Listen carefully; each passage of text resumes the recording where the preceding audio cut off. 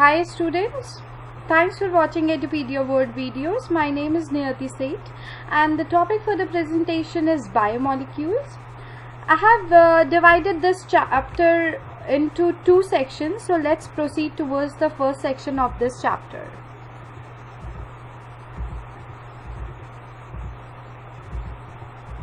Biomolecules or biology molecules. Okay. There is a wide diversity in living organisms in our biosphere. Now a question arises in our minds is, are all living organisms made up of same chemicals, that is elements and compounds? You have learned in chemistry how elemental analysis is performed. If we perform such an analysis on plant tissue, animal tissue, we obtain a list of elements like carbon, nitrogen, hydrogen and oxygen and several other and respective content per unit mass of a living tissue. Okay. Now, if the same analysis is performed on a piece of earth crust as an example of non-living matter, we obtain a similar list. Now, have you ever thought of what's the difference between two lists? In absolute term, no such difference could be made out. All the elements present in a sample of earth crust are also present in a sample of living tissue. Okay. However, a close examination reveals that a relative abundance of carbon, hydrogen with respect to other elements is higher in any living organisms. Okay. Carbon is the central element. All biomolecules contain a carbon chain or a ring. Okay. Now, how can we analyze chemical composition? Okay. So all biomolecules contain a carbon chain or a ring. Carbon has 4 outer shell electron. That means it is a tetravalent in nature. Means in its valence shell it has 4 electrons that are revolving around the nucleus. Okay. So therefore its bonding capacity is great. It forms covalent bond. Hence it has a strong bonding. Once it is bound to other elements or to other carbon, it is very stable in nature. Okay. Carbon binds to more than just hydrogen, to OH group in sugars, that is hydroxyl group, and to amino group, that is NH2 group in amino acids, and to H2PO4, that is a phosphate group of nucleotides of DNA, RNA and ATP. Okay. This is the diagrammatic representation of a nucleotide where this carbon is attached with H2PO4. Okay. This is a representation of a glucose, that is a sugar, hexose sugar, where this carbon is attached to OH group. Okay. This carbon is attached to the OH group. And then comes the amino acids where carbon is this is the alpha carbon to which amino acid is attached, and that is why it is known as alpha amino acids also. Means this is a alpha carbon, this is a alpha carbon, and this is the carboxylic group, and this is the amino group which are attached to the either sides of the alpha carbon. Okay. Now analysis of chemical composition of living organisms. Now, how can we analyze chemical composition? If we can combine asking in the same way, what type of organic compounds are performed in living organisms? How does one go about finding the answer? To get an answer, one has to perform chemical analysis. For that, take any tissue and grind it in trichloroacetic acid using mortar and pestle. Okay. Now we obtain a thick slurry. If we were to strain this through a cheesecloth or cotton, we would obtain two fractions, that is filtrate and retentate. One is called filtrate, or more technically it is a acid soluble pool, and second is retentate, or more technically speaking it is a acid insoluble fraction. Okay. Now it will suffice here to say that that one extracts the compound, then subjects the extract to various separation technique till one has separated a compound from all other compounds. Okay. Analytical techniques when applied to the compound gives us an idea of the molecular formula and the probable structure of the compounds. All the carbon compounds that we get from living tissue can be called as biomolecules. Okay. However, living organisms have also got inorganic elements and compounds in them. Now, how do we know this? A slightly different but destructive experiment has to be done. One weighs a small amount of living tissue, say a leaf or a liver, and this is called as wet weight, and dry it. Okay. All the water evaporates. The remaining material gives dry weight. Now, if the tissue is fully burnt, suppose the tissue is fully burnt, all the carbon compounds are oxidized to gaseous form, that is you can say water vapor and carbon dioxide, and are thus removed. Okay. Now what is remaining is called as ash, and what we do is ash analysis. Okay. This ash contains many inorganic elements like calcium, magnesium, etc. Inorganic compounds like you can say sulfate, phosphate, etc. are also seen in the acid soluble fraction. Therefore, elemental analysis gives elemental composition of a living tissue in the form of hydrogen, oxygen, chlorine, carbon, etc. While analysis for compound gives us an idea of the kind of organic and inorganic constituents present in the living tissue. From a chemistry point of view, one can identify functional groups like aldehydes, ketones, aromatic compounds, etc. But from a biological point of view, we shall classify them into amino acids, nucleotide, bases, fatty acid, etc. Okay. Now, biomolecules of cells. There is one feature common to all those compounds found in the acid soluble pool. They have molecular weight ranging from 18 to 800 Dalton. The acid insoluble fraction has only 4 types of organic compound, that is you can say protein, nucleic acid, polysaccharide and lipid. These classes of compound, with exception of lipid, have molecular weight in range of 10,000 Dalton and above. This is the reason biomolecules are of two types. Biomolecule, that is chemical compound found in living organisms. Okay, they are of two types. One is micromolecule and another is macromolecule. Micromolecule, one, those which have molecular weight less than 1000 Dalton, and they are usually referred as micromolecule, while those which are found in acid insoluble fraction, they are called as macromolecule, and they are also known as biomacromolecules. Okay, so molecular weight less than 1000 Daltons are known as micromolecules, and amino acid, sugar, nucleotide, lipid, they are the examples of it. And if the molecular weight is larger than or more than 1000 Dalton, then they are considered as biomacromolecules. Examples are polysaccharide, nucleic acids and proteins. Okay.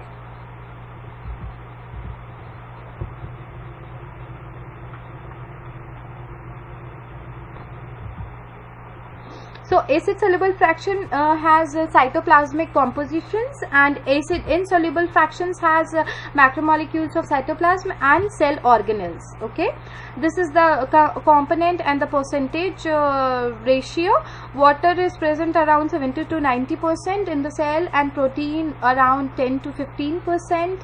Nucleic acid around 5 to 7%, carbohydrate about 3%, lipid about 2%, and ions, mineral ions about 1%. Now, amino acids. Amino acids are the construction guys of proteins. Okay, this is the alpha carbon, and to one side of the alpha carbon amino group is attached. This is NH2, this is an amino group, and to the one side of the alpha carbon COOH is attached, that is a carboxyl group or a acid group. Okay, so this is the structure of alpha amino acid. Because it has amino group attached to the alpha carbon, that is why it is also known as alpha amino acids. Okay,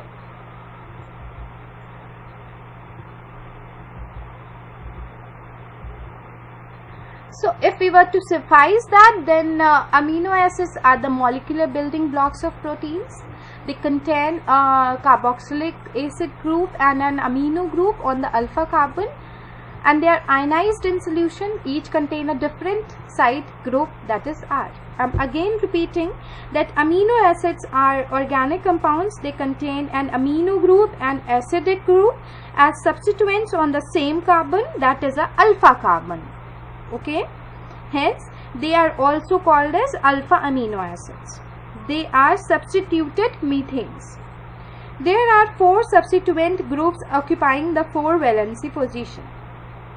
These are hydrogen, carboxyl group, amino group, and a variable group designated as R. Okay, R is a alkyl group. Based on the nature of R group, there are many amino acids. However, those which occur in protein are only of 20 types. Now come to the ionized form of amino acid. They may have an overall neutral charge that forms only at a specific pH or isoelectric point. Okay, and they can exist as a positive ion if a solution is more acidic than its isoelectric point. Okay, and they can even exist as a negative ion. That is why they behave as a Zwitter ion. If they can exist as a negative ion if the solution is more basic than its isoelectric point. Okay, this is the basic amino acid structure. Now, ionic properties of amino acid we'll study in detail. Amino acid contain acidic group, that is a carboxylic group, and a basic group, that is an amino group. Amino acids are usually ionized at physiological pH. Therefore, amino acids have amphoteric properties. Okay, in acidic medium, the amino acid is positively charged, so it behaves as a base, which is a proton acceptor. And in alkaline medium, the amino acid is negatively charged, so it behaves as an acid or proton donor. Okay, so this is a levio-rotatory amino acid, to which to alpha carbon amino group is attached and carboxylic acid is attached, and to one side alkyl group is attached. Okay, so when pH of the environment is less than 7, that is acidic medium, then this amino acid behaves as a proton donor. So this NH2 gets converted into NH3 plus, and thus it forms positively charged amino acid. Okay, and if on the contrary to this, if the environment of the environment is more than 7, that is basic medium, then this COOH gets converted into COO minus, and thus this entire amino acid got converted into negatively charged. Okay, so if at higher pH, NH3 plus gets converted into amino group, and amino group at the lower pH get converted into NH3 plus, and carboxylic group, when COH group at higher pH, it gets converted into COO minus and H plus, and when in a lower pH, COO minus gets converted into carboxylic group, that is COOH. Okay, now what is isoelectric point? So at certain pH specific for each amino acid, the amino acid can exist in the dipolar form. Dipolar form is a fully ionized but with no net electric charge. Okay. The characteristic pH at which the net electric charge is 0 is called as isoelectric point or Pi. Okay. Now the amino acid at the isoelectric Pi is called as zwitterion and is electrically neutral. Electrically neutral means charges does not migrate in any electric field. Okay. Now, based on the number of amino acids, amino group and carboxyl group, there are acidic amino acids such as glutamic acid. This is glutamic acid, and basic such as lysine, and neutral as valine amino acids. Similarly, there are aromatic amino acids such as tyrosine, phenylalanine, and tryptophan. Okay. Now there are two types of amino acids. One is essential amino acid which are required by the body and we take it from outside or from our diet. Examples of essential amino acids are isoleucine, leucine, lysine, methionine, threonine, tryptophan, valine and phenylalanine. Now non-essential amino acids which we don't require from outside, our body is capable of synthesizing these amino acids, so they are considered as non-essential amino acid. Typical examples are aspartic acid, alanine, hydroxyproline, arginine, norleucine, cysteine, proline, glutamic acid, serine, glycine, tyrosine, histidine and beta hydroxyglutamic acid. Okay. Now come to carbohydrates. Carbohydrate is divided into 4 sections. One is monosaccharide, which has only one sugar molecule. Examples are sugar, fructose, galactose. They are the hexose sugars. Okay. And disaccharide. Just break the term and you will get to know the exact meaning of the terminology. Di means 2 and saccharide means sugar molecule. So it has 2 sugar molecules which are attached by a glycosidic linkage or bond. Examples are sucrose, lactose and maltose. Now comes oligosaccharides.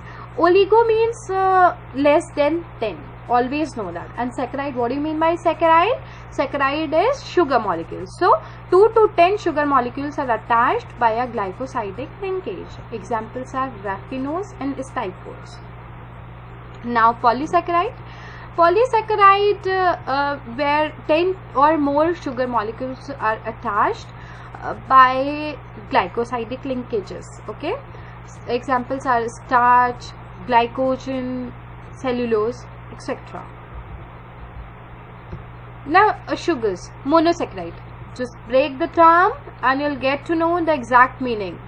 Mono means 1 and saccharide means sugar. So this is a simplest sugar which cannot be hydrolyzed further into small sugars. It is composed of 3 to 7 carbon atoms. First is triose. Triose means, tri means 3 and ose is a sugar. Ose indicates sugar. So example is glyceraldehyde. Glyceraldehyde is example of triose sugar. Then comes tetrose. Tetrose is of 4 carbon atoms and example is erythrose. Then comes pentose. Pentose is a 5 carbon structure. Example is ribose. Then comes hexose. Hexose is a 6 carbon structure. Example is glucose, fructose and galactose. And then comes heptose. Heptose is a 7 carbon structure and example is pseudoheptulose. This is the diagrammatic representation of glucose and galactose. These are the hexose sugars. Monosaccharides have either a free aldehyde group or CO group, then they are known as reducing sugars. And on the contrary to this, oligosaccharides, when two or few monosaccharides are combined by glycosidic bonds or linkages, they are named as disaccharides, trisaccharides and tetrasaccharides. Disaccharide, when two sugar molecules are attached by a glycosidic linkage. Example is, you can say, sucrose. And the trisaccharide, when three sugar molecules are attached by a glycosidic linkage, then that is known as arabinose. And then comes tetrasaccharides. Tetra means 4 and sugar saccharides means sugar. So when 4 sugar molecules are attached by a glycosidic linkages, then that is known as steichos. And pentasaccharide means, penta means 5 and saccharide means sugar molecule. So when 5 sugar molecules are attached by a glycosidic linkage, then that is known as pentasaccharides. Example is verbascose. This is a representation of a maltose, means 2 sugar molecules are attached by a glycosidic linkage. Okay. Now come to polysaccharides. Polysaccharides are another class of macromolecules. Okay. A polysaccharide are the long chain of sugars. The acid insoluble pellet also has polysaccharide, that is a carbohydrate, as the another class of macromolecules. They are long chain of sugars. They are threads, literally a cotton thread, containing different monosaccharide as building blocks. For example, cellulose is a polymeric polysaccharide containing only one type of monosaccharide, that is glucose. And cellulose is a homopolymer. Starch is a variant of this, but present as a storehouse of energy in plant tissues. Animals have another variant called glycogen. Inulin is a polymer of fructose. In the polysaccharide chain, say glycogen, the right end is called reducing end and the left end is called as non-reducing end. It has branches as shown, and starches form helical secondary structure. In fact, starch can hold iodine molecule in its helical portion and hence it gives blue color, whereas cellulose, it does not contain complex helices and hence cannot hold iodine molecule and cannot give blue color. And complex sugar have amino sugars as building blocks such as glucosamine, N-acetyl galactosamine, and exoskeleton of orthopods made up of complex sugar called chitin. Okay. Now glycogen is composed of branched chain of glucose residues. It is stored in liver and muscles. It is energy reserve for animals. It is a chief form of carbohydrate stored in animal body. It is insoluble in water. Always note that glycogen, which is a energy reserve for animals, which is stored in liver and muscles, they are insoluble in water, which is, and it turns red when mixed with iodine. It also yields glucose on hydrolysis. When that means when we treat it with water, then it yields glucose or its monomer units, because glycogen is composed of branch chain of glucose residues. Okay. This is the representation of a glycogen. It has alpha 1,6 linkages with its branching ends, and it has alpha 1,4 linkages with its adjacent glucose units. Okay, this is the non-reducing end, and this is a reducing end. Okay. Then comes starch. Starch are glucose polymers. Glucose polymers means it has a monomer unit of glucose, in which glucopyranose units are bonded by alpha linkages. Okay. It is made up of a mixture of amylose, about 15 to 20%, and amylopectin, about 80 to 85%. Amylose consists of a linear chain of several hundred glucose molecules. Okay, and amylopectin is a branched molecule made up of several thousand glucose units. And every chain of 24 to 30 glucose unit is 1 unit of amylopectin. Always note that every chain of 24 to 30 glucose unit is 1 unit of amylopectin. Just like glycogen, starch is also a reserve for plants, so they are also insoluble in water. They can be digested, which can break the alpha linkages, that is glycosidic bonds. Both humans and animals have amylases, so they can digest starches. Okay, potato, rice, wheat and maize are the major sources of starch in the human diet. The formation of starches are the ways that plant store glucose. Okay, this is the representation of a starch polymer. It has amylose and amylopectin. Amylose molecule consists of single, mostly unbranched chain with around 500 to 2000 alpha 1,4 D glucose unit, which is dependent on the source. Okay, amylose can form an extended shape, but generally tends to wind up into a rather stiff left-handed single helix, or form even stiffer parallel left-handed double helical junction zone. Okay, single helical amylose has hydrogen bonding O2 and O6 atoms on the outside surface of the helix, with only the ring O2 pointing inwards. Okay, hydrogen bonding between aligned chains causes retrogradation and it releases some of the bound water.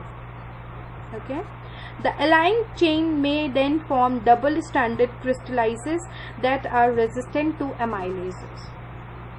Now, single helix amylose, they behave similar to cyclodextrins by possessing a relatively hydrophobic inner surface that holds a spiral of water molecules, which are relatively easy to be replaced by hydrophobic lipid or aroma molecules. It is also responsible for characteristic binding of amylose to chain of charged iodine molecules. Now come to amylopectin. Hope amylose structure is clear to you. Now come to amylopectin. Amylopectin is formed by non-random alpha 1,6 branching of amylose type alpha 1,4-D glucose structure, and each amylopectin molecule contains a million or so residue, about 5% of which form branch points. Okay. Now come to cellulose. Cellulose are the structural component of plant, are formed primarily from cellulose. Wood is largely cellulose and lignin, while paper and cotton are nearly pure cellulose. Cellulose is a polymer made with repeated glucose unit bonded together by beta linkages, and human and many animals lack on enzyme to break the beta linkages, so they do not digest cellulose. Certain animals such as termites can digest cellulose because bacteria possessing the enzyme are present either in their gut, and cellulose is insoluble in water just like glycogen and starch, and it does not change color when mixed with iodine.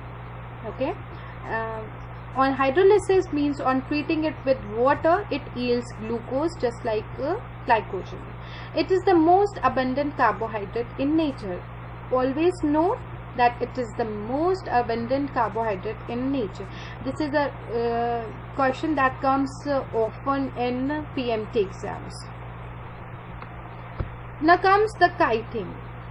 Chitin, it is a long chain polymer of N-acetylglucosamine, a derivative of glucose and is found in many places throughout the natural world.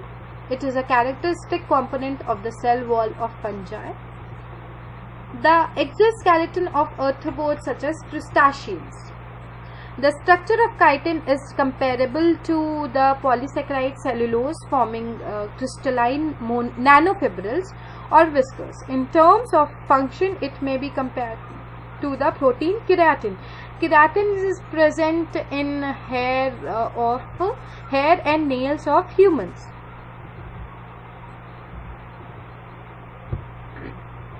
This is the representation of cellulose and chitin.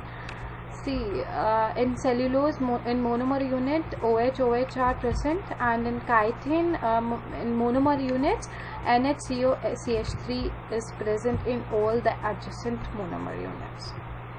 Now come to lipids.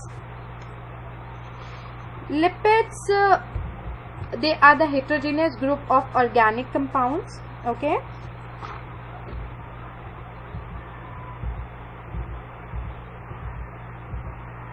And they are water insoluble but soluble in non-polar organic solvents.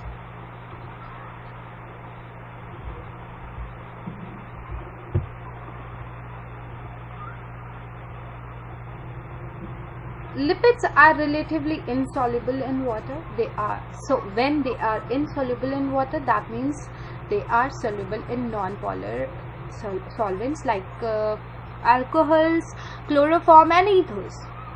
Now lipids have high energy content and they are metabolized to release calories. Okay. Lipid also acts as electrical insulators. They always act as insulators. They insulate nerve axons. Okay. Fat contains saturated fatty acids. They are solid at room temperature. We will discuss why they exist as solid at room temperature. We will discuss this in detail. So examples are animal fat. And plant fats are unsaturated and they are liquid at room temperature. And pure fat are colorless. They have extremely bland taste. The fat are sparingly soluble in water and hence are described as hydrophobic substances. Okay. They are freely soluble in organic solvents like ether, acetone and benzene. When they are sparingly soluble in water, that means they are freely soluble in organic solvents like ether, acetone and benzene. The melting point of fat depends on the length of the chain of the constituent fatty acids and the degree of unsaturation. Geometric isomerism, the presence of double bond in the unsaturated fatty acid of the lipid molecule, they produce geometric or cis-trans isomerism in lipids. Fats have insulating capacity. They have bad conductors of heat. Emulsification is the process by which a lipid mass is converted to a number of small lipid droplets. The process of emulsification happens before the fat can be absorbed by the intestinal walls. The fats are hydrolyzed by the enzyme lipase. Just break the term and you'll get to know about the terminology. Lipase means lipe means lipid and ase indicate enzymes. So fat are hydrolyzed by the enzyme lipase to yield fatty acid and glycerol. Okay, so lipid in presence of lipase gives fatty acid and glycerol. The hydrolysis of fat by alkali is called saponification. The reaction results in the formation of glycerol and salts of fatty acid called soaps. And hydrolytic rancidity is caused by the growth of microorganisms which secrete enzyme like lipases. These split fat into glycerol and free fatty acids. So lipid, if we divide lipid, then they can be divided into two sections, that is the straight chain compound and the second is fused hydrocarbon ring plus long hydrocarbon chain, that is cholesterol. and straight chain compound is again divided into two lipids, that is simple lipid and compound lipid. Oil, fat and waxes, they all come under simple lipids, and phospholipid, glycolipid, sphingolipid, they all come under compound lipids. So this is the diagrammatic or this is the representation of a cholesterol.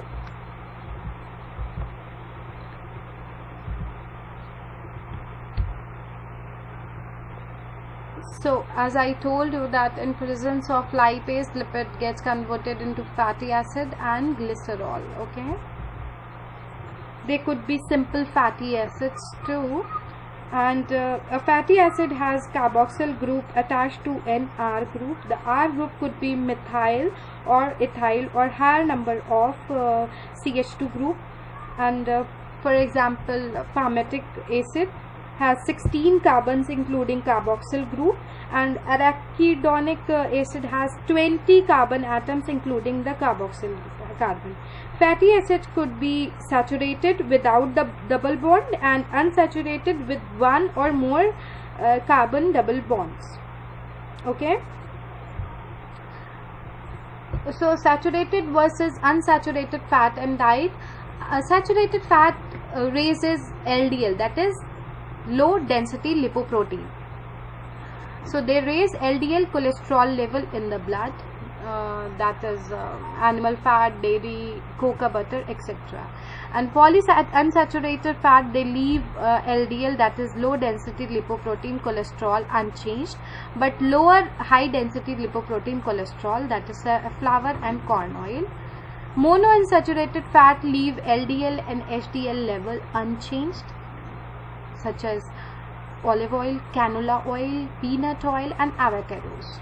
One variety of polyunsaturated fat, that is omega-3 fatty acid, they guard against blood clot formation and they reduce fat levels in the blood. Certain fish, walnut, almonds and tofu.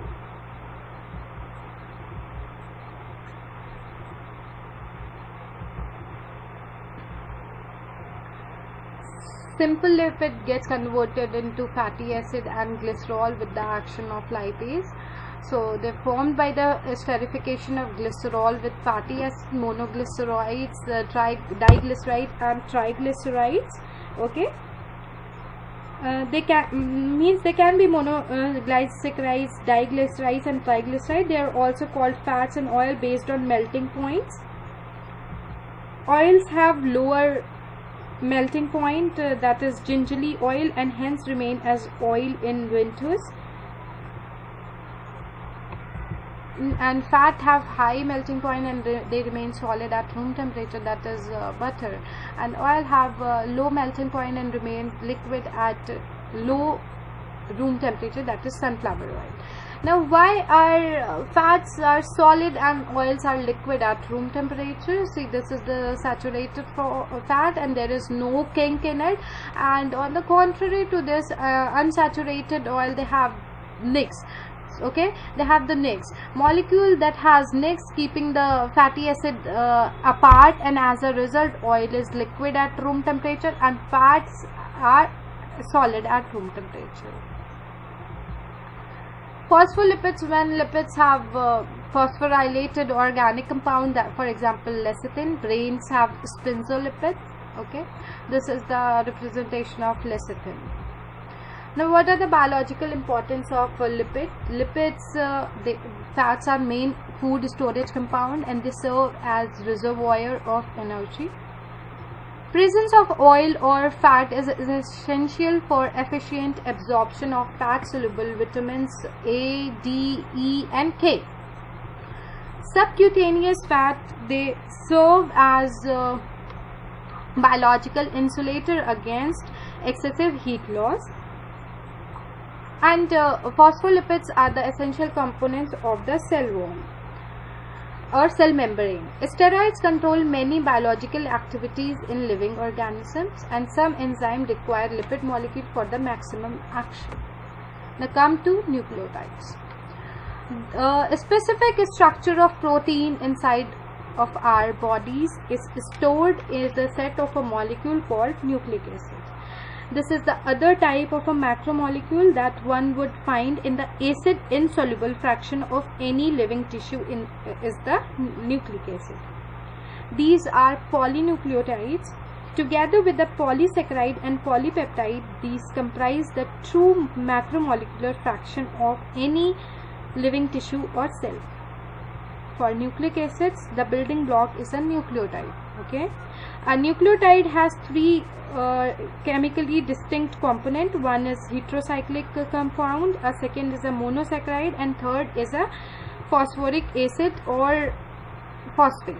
Okay, so a nucleotide has three chemically distinct component. One is heterocyclic compound, a second is a monosaccharide, and third is a phosphoric acid or phosphate.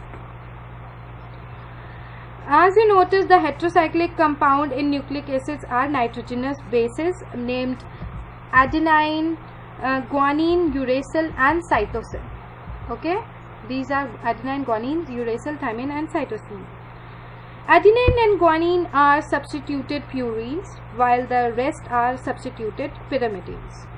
The skeletal heterocyclic ring is called as purines and pyrimidine respectively. The sugar found in polynucleotide is either ribose, that is, you can say a monosaccharide pentose, or 2-deoxyribose.